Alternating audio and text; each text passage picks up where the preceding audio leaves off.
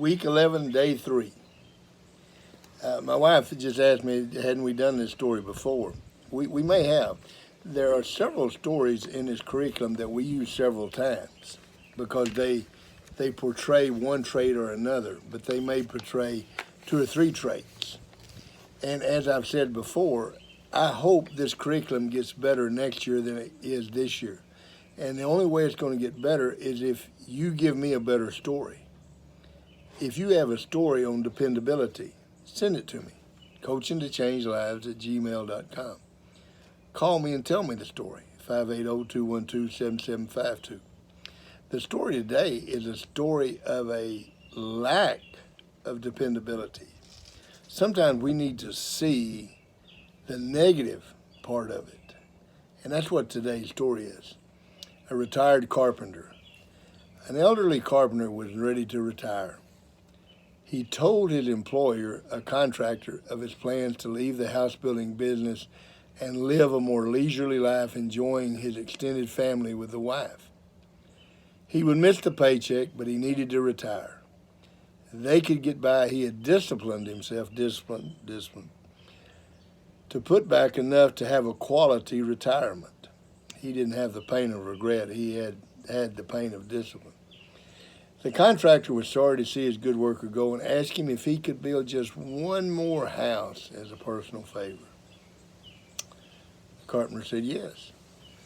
But in time, it was easy to see that his heart was not in his work. He resorted to shoddy workmanship and used inferior materials. It was an unfortunate way to end a dedicated career.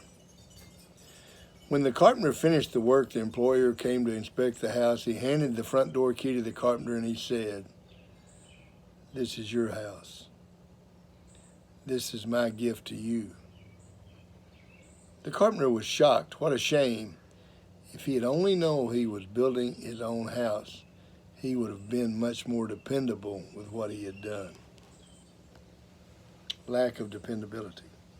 You know where I used to see this all the time? For years, I would go and speak at all sports banquets at the end of the year. And you always saw that. I wish I would have used better materials.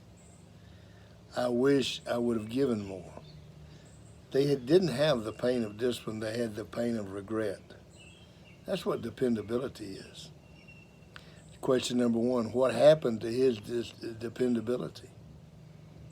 See, he had been so dependable all his career. He had built the best houses, used the best material, had been accountable for everything he did. And one time, he let up. And when he let up, he ended up not having what he wanted. When you get to be my age, I'm 70 years old, you look back and you say, I wish I would have done this, I wish I would have done that. You have the pain of regret, but what you look back on was I dependable. What did it cost the carpenter? A bad house. He knew he was fixing to live in a house that was shoddy workmanship and not the good house. What does dependability cost you? If people are not able to depend upon you, it costs you respect. The number one thing in a survey done in the United States, the number one thing people said they wanted was respect. They didn't want someone to disrespect them. I cannot tell you how many times I've heard players say, I just want to be respected.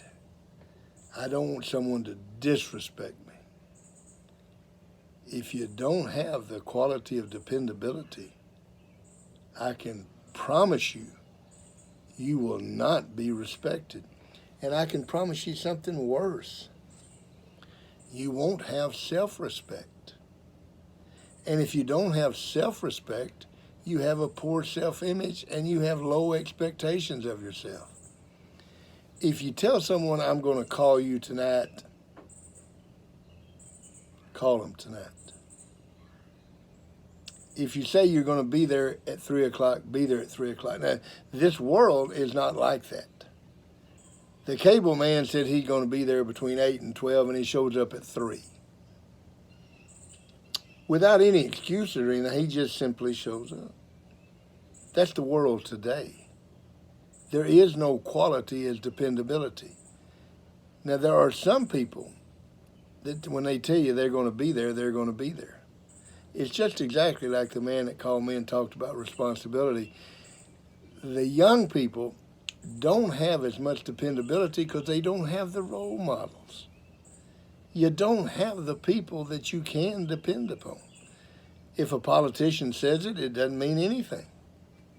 You can't depend on any politician.